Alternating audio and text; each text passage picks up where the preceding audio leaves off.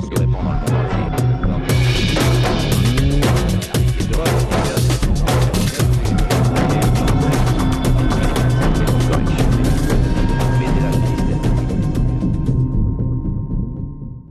Bienvenue à cette 11e édition des Causeries du Palais. Ben oui, ça fait déjà 11 ans.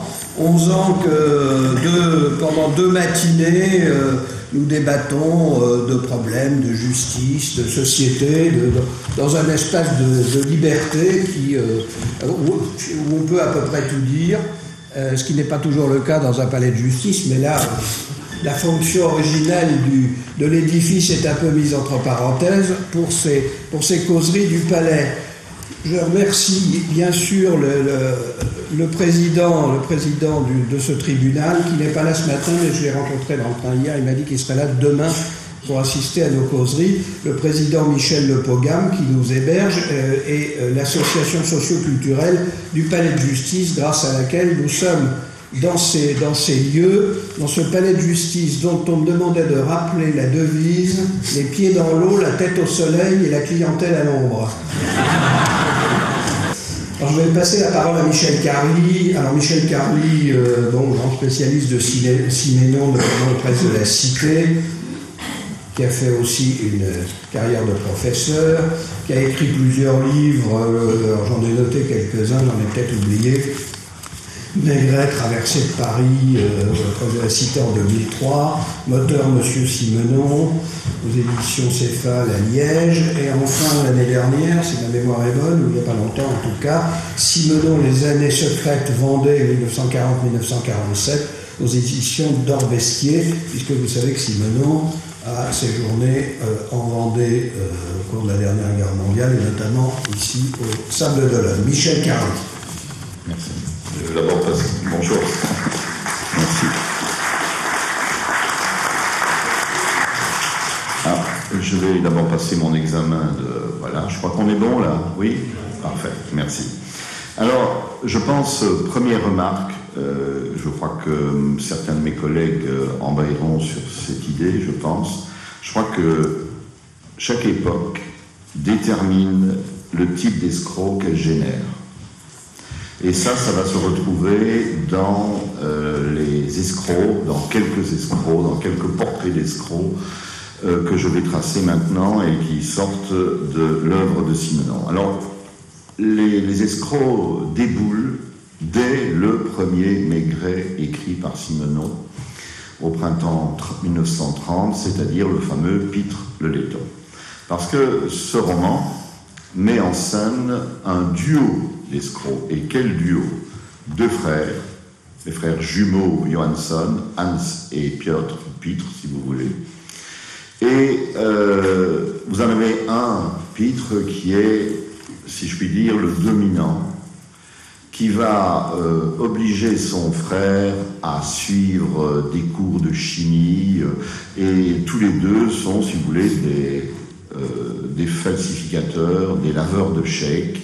Et vous avez d'un côté le frère qui, lui, parade, qui escroque à droite et à gauche, et pendant ce temps-là, le frère dominé qui est dans sa cave, dans son bureau, avec ses encres, ses plumes, ses loupes, et qui nettoie les chèques, qui imite les signatures, etc.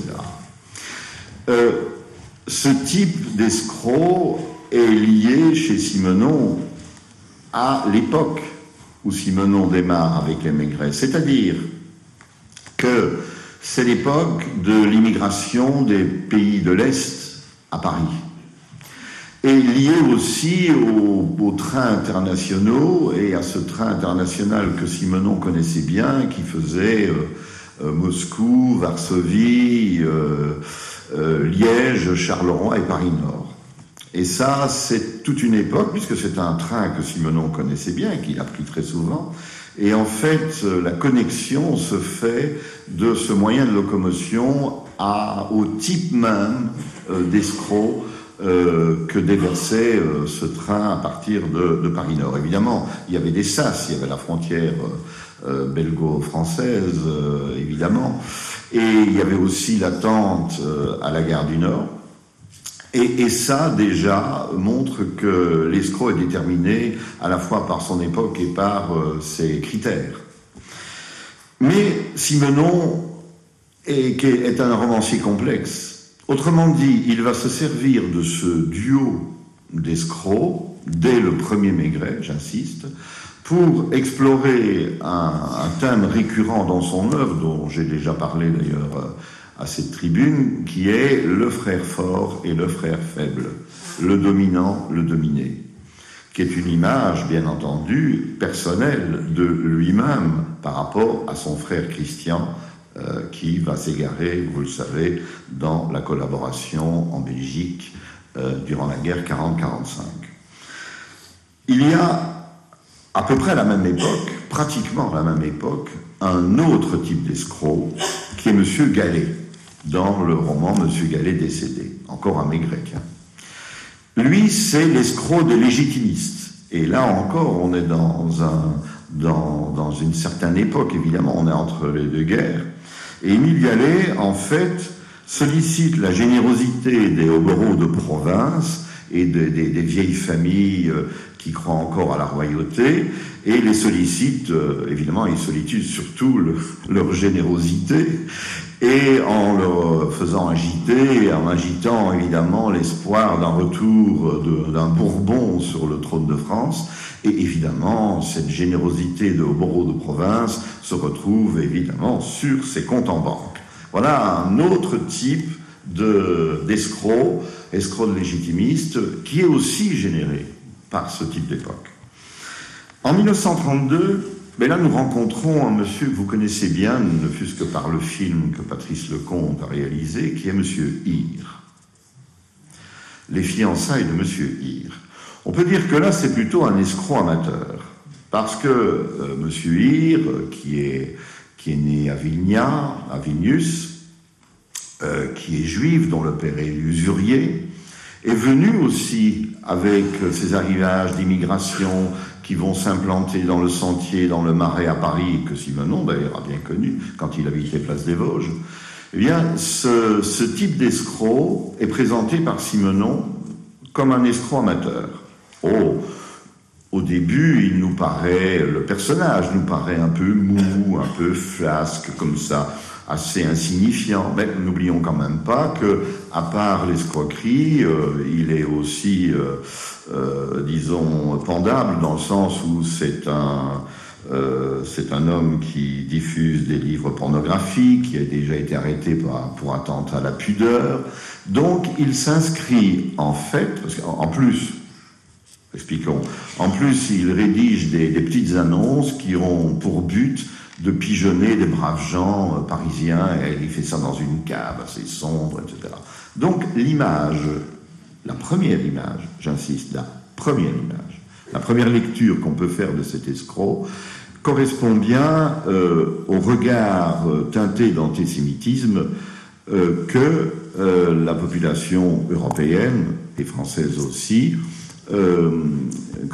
adresse à ce type de personnage qui, surtout, est ce type de personnages qui sont implantés dans le Marais, par exemple. Mais il y a une deuxième lecture, et là, c'est un roman piège, monsieur Hir. C'est-à-dire que, quand on avance dans le roman, l'escroc, cet escroc assez minable, finalement, cette vision négative teintée d'antisémitisme, eh bien, qui nous porte, si vous voulez, un regard ironique sur ce personnage, se modifie. Et c'est ça le basculement du point de vue chez Simenon. C'est que ce personnage qu'on a tendance à mépriser va, à nos yeux, apparaître de plus en plus comme quelqu'un que la vie a meurtri, comme quelqu'un qui finalement est pitoyable et à qui, surtout, la vie a refusé deux choses essentielles, c'est la réussite et le bonheur.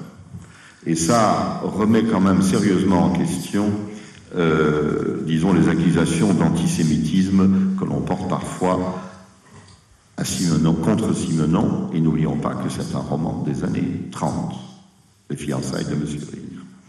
Alors vient à un moment donné, dans le premier roman, Sans Maigret, qui est le relais d'Alsace, là un autre personnage qui est quand même beaucoup plus intéressant en fonction du sujet que nous traitons aujourd'hui, c'est-à-dire les escrocs et les faussaires. C'est le fameux Commodore du relais d'Alsace. Alors là, ici, plus d'amateurisme, c'est un escroc international.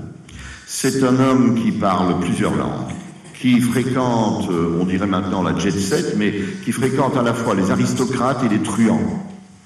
Donc, qui se place, si vous voulez, dans une perspective sociale très particulière. C'est quelqu'un qui, si vous voulez, se situe d'office, de par lui-même et de par son action, c'est ça qui est intéressant, au-dessus des règles et au-dessus des lois. D'ailleurs, quand un policier vient l'arrêter, il lui dit ceci qui est très révélateur. « Ah oui, vous êtes un brave petit bonhomme, commissaire, que l'État paye 2600 francs par mois et qui lui en donne pour beaucoup plus que ses argent. » Mépris, évidemment, à l'égard de la police, puisqu'il se situe d'office au-dessus des règles. On peut dire que même c'est un personnage qui va se situer par-delà le bien et le mal, parce que le bien et le mal ne consistent absolument pas pour lui, ne représentent absolument pas pour lui des valeurs, puisque c'est un passeur social. Ça veut dire qu'il s'est mis, si vous voulez, au-dessus des clivages sociaux, il se met au-dessus des clivages sociaux, et il va passer, en fait, du stade des petites gens à la haute société. Et ça, c'est intéressant parce que c'est un peu ce qui va fasciner celui qui le crée, d'après des modèles existants, bien sûr. Simenon est fasciné par son personnage du Commodore. Pourquoi? Parce que tout simplement, Simenon est lui aussi bouillonnant, prêt à vouloir passer du statut de fils de petites gens à une élévation sociale beaucoup plus valorisante. Et c'est en cela que, et ça c'est troublant, le personnage du Commodore, si vous voulez, annonce la perspective sociale de son créateur, c'est-à-dire de Georges Simenon. Donc il y a une fascination pour Simenon par rapport à son personnage qui devient en fait, mais ça c'est le recul qui nous permet de le faire, un véritable double. Et pourtant c'est un escroc de haut vol. Il y a les escrocs de papier, ceux-ci par exemple. Mais Simenon n'a pas été confronté seulement à des escrocs de papier. À un moment de sa vie, il a été face à un véritable escroc. Et cet épisode très peu connu de son histoire prouve d'abord que personne n'est à l'abri des escroqueries, ça c'est évident, et que deuxièmement, comme je vous l'ai dit, chaque époque génère le type d'escroc qu'elle génère, marque le type d'escroc qu'elle génère. Puisque ici, nous allons nous trouver au moment où Simenon est au Sable d'Olonne, il est lavé de tout soupçon lancé par les lettres anonymes d'intelligence avec l'ennemi en avril 1945. Il quitte les Sables d'Olonne, il arrive à Paris, et il n'a de cesse de s'éloigner et de partir vers le Nouveau Monde. Pour cela, il a besoin de deux choses. Un visa de sortie. 2, une mission plus ou moins gouvernementale pour partir au Canada et aux États-Unis. Voilà dans quelles circonstances, et vous voyez déjà que l'époque est à la suspicion, à l'épuration, au héros de la résistance. Eh bien, tout cela va marquer cette fameuse histoire entre Simenon et un escroc belge, à qui se fiait, Honoré de Coninck. Ce qui signifie, de Koning devrais-je dire, honorer le roi. Bon, traduction. Alors, quand il est à Paris, Simenon, à un moment donné, rencontre chez des amis au bord de la Seine, là où il a créé les premiers Maigrets, cet Honoré de Koninck, qui lui paraît assez médiocre, petit, et qui finalement va se révéler être un homme qu'il dit d'importance. Voilà, c'est Honoré de Koning qui se présente à Simenon ce jour-là comme un pur héros de la résistance.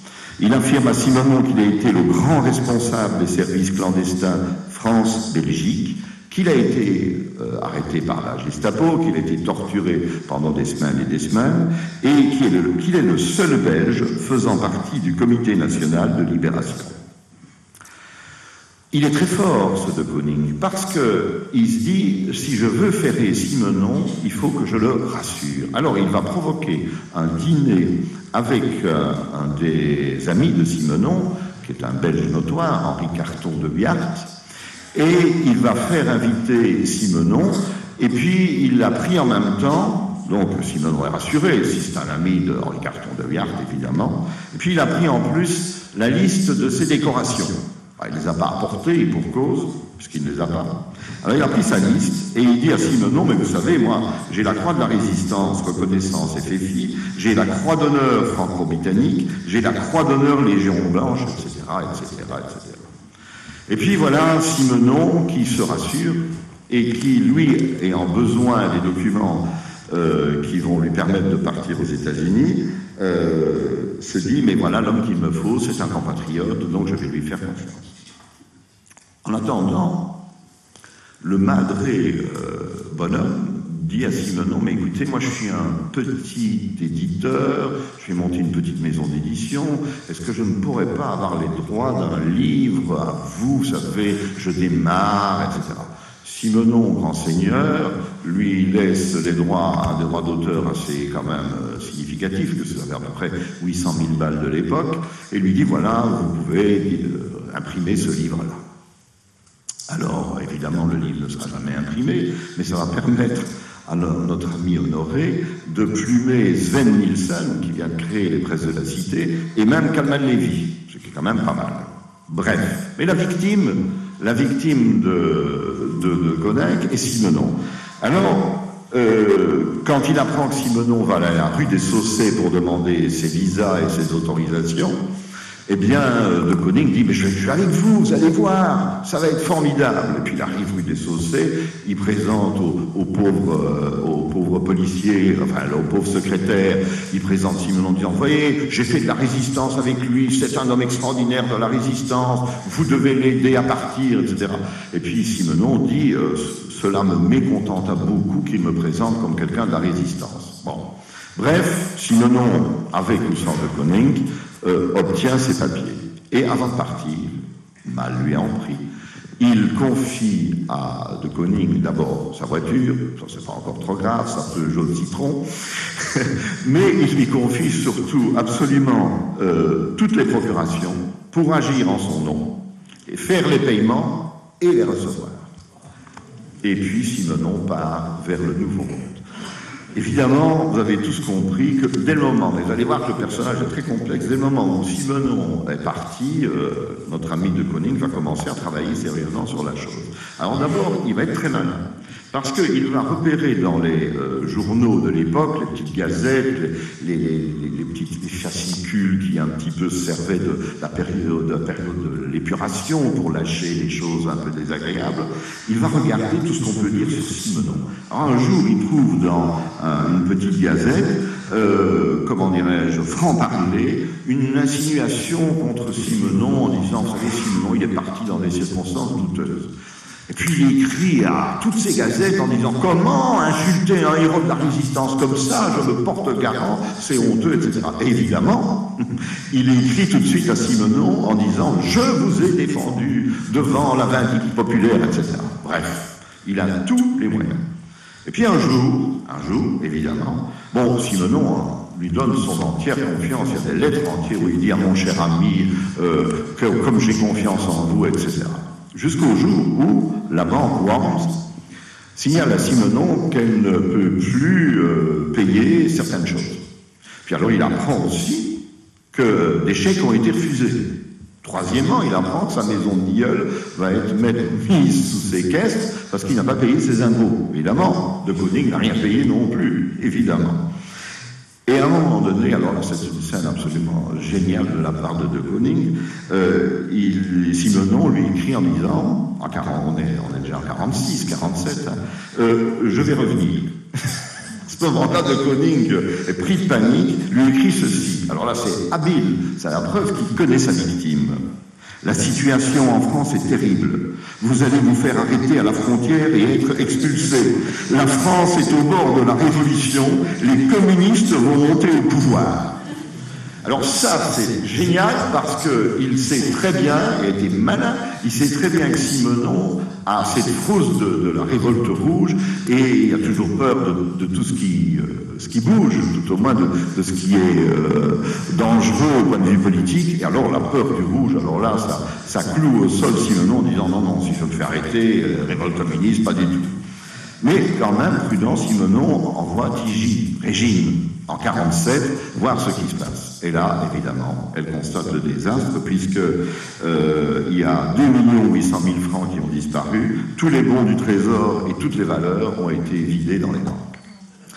Voilà le travail de Le Koning. Alors, en 47, évidemment, Maître Maurice Garçon entre dans le jeu, et on recherche Honoré. Ben, il a disparu, c'est comme le prince monténégrin de Tartarin, Tarascon, hein. Il a disparu dans la luzerne, et vraiment, il s'est mis au vert, parce qu'il a dit que ma santé obligeait, etc. Et on ne le trouve nulle part. Il est condamné, évidemment, par contumace en 49, 10 000 francs d'amende, c'est pas beaucoup, hein, 10 000 francs d'amende, et 2 ans de prison. Alors c'est un ignoble individu quand même, parce qu'on présente ça un petit peu dans un schéma guignol, mais c'est quand même un ignoble individu, puisque ces 10 000 francs, il ne les paiera pas. Il sera finalement arrêté, hein, mais bon, il ne le paiera pas. Et il va contraindre son épouse, il habitait avenue Gambetta dans le 20e, il va contraindre son épouse à travailler comme polisseuse dans une usine pour rembourser les 10 000 francs qu'il doit à la justice. Vous voyez que ce n'est guère reluisant. Quand on est en contact, on est loin des escrocs, des faussaires de papier, romanesques bien entendu. Et j'en terminerai par là. Si l'on regarde l'œuvre de Simenon, on constate que les faussaires ne sont pas toujours là où on les attend. Chez Simenon, du moins. Puisque Simenon va, de roman en roman, nous montrer que le pire faussaire, c'est l'homme vis-à-vis de lui-même et l'homme vis-à-vis de ses semblables. Il va explorer toutes les déclinaisons, Simenon. Il va commencer par les hommes et dire, dans Le Temps d'Anaïs, cette phrase « Ils suivent les règles, ou plutôt, ils font semblant de les suivre, car tout le monde triche. » Les femmes, faussaires. L'amour, dans Le Temps d'Anaïs aussi, l'amour, elle faisait ça en souriant, comme elle aurait pu un apéritif. Il va plus loin à propos des femmes. Il dit à André Parinaud, en 55, « Les femmes n'ont jamais répondu à ce que les hommes en espéraient. Aucune femme, je crois, n'a ressemblé au rêve d'un jeune homme de 16 à 17 ans. Lorsque vous voyez une femme normalement dans la vie, vous la voyez telle qu'elle veut être vue. Elle est habillée, elle est maquillée, elle est coiffée, elle a l'aspect qu'elle veut avoir. Lorsque vous la surprenez à un moment où elle ne se croit pas vue, vous la voyez telle qu'elle est. Et à ce moment-là, vous pouvez en quelque sorte piétiner votre rêve. Vous comprenez ce que je veux dire, Simenon le dit bien. Escroquerie aussi, les mondanités. Quand il parle, par exemple, des cocktails chez Gallimard, il dit à Taube cette phrase terrible. Lors des cocktails chez Gallimard, on sent tellement l'artificiel qu'on a envie de dire à son interlocuteur « Enlève ton masque ». Faussaire, le monde politique. Vous savez, dit Simenon, toujours à Taube, tiens, vous savez, les hommes politiques jouent un jeu. Ce sont des acteurs. Et c'est à qui glissera sur le devant de la scène. En réalité, ce sont des pauvres types, esclaves toute leur vie de ce vice, se glisser sur le devant de la scène. Les religions, le pape, Faussaire, dit-il à Fellini. Voici ce qu'il dit à Fellini. Tout ce qui fait la fortune du pape, c'est parce qu'il promet aux gens la paix de l'âme et du cœur. Le plus grand racket, ce sont les religions, mais toutes les religions. Faussaire, les mots que nous disons par rapport à nos réelles pensées et nos vrais sentiments. Voici ce que Simenon avoue aussi à Parisot. Il vous est impossible d'expliquer à quelqu'un, même à quelqu'un qui vous aime, pourquoi vous avez fait telle ou telle chose.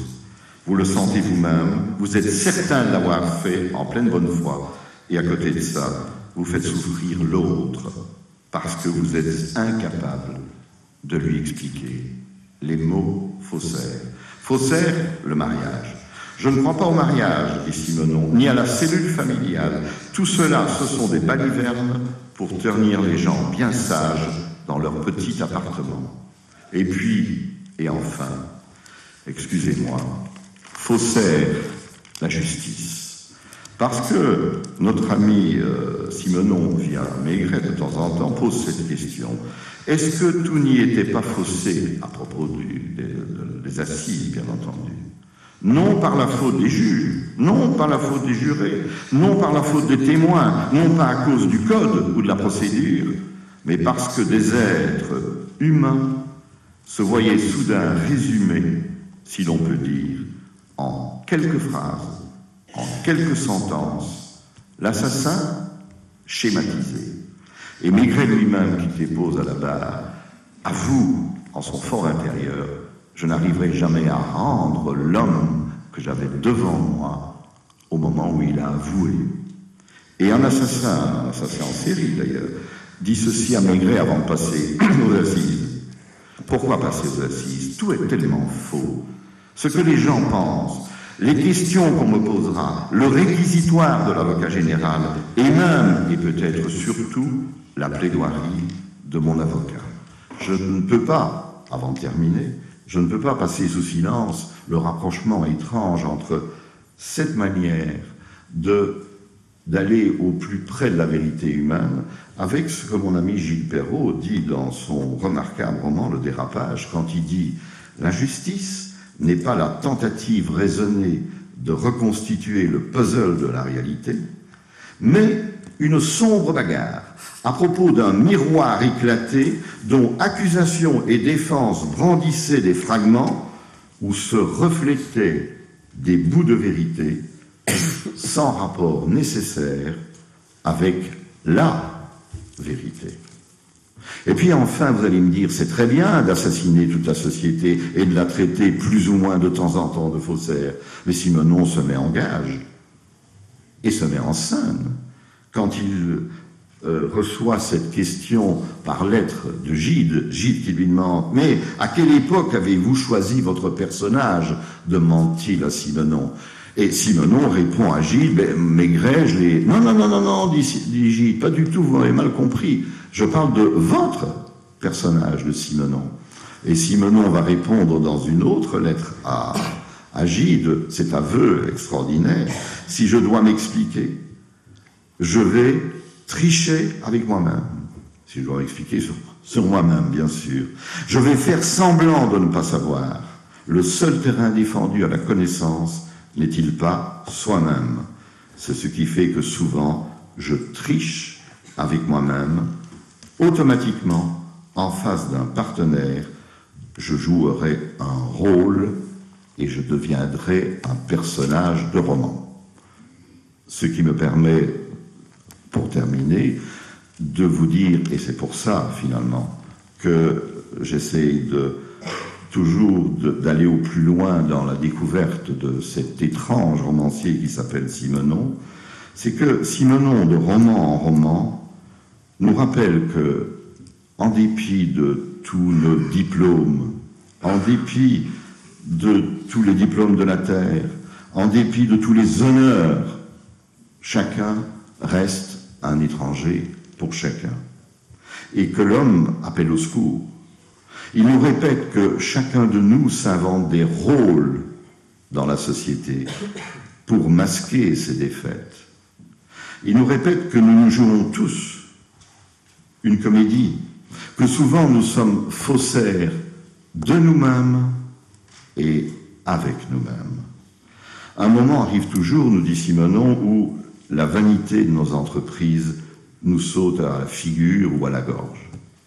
Alors, c'est à ce moment-là que Simenon s'assoit à côté de nous et qu'il nous regarde, non pas avec un œil narquois, mais avec un regard terriblement bienveillant.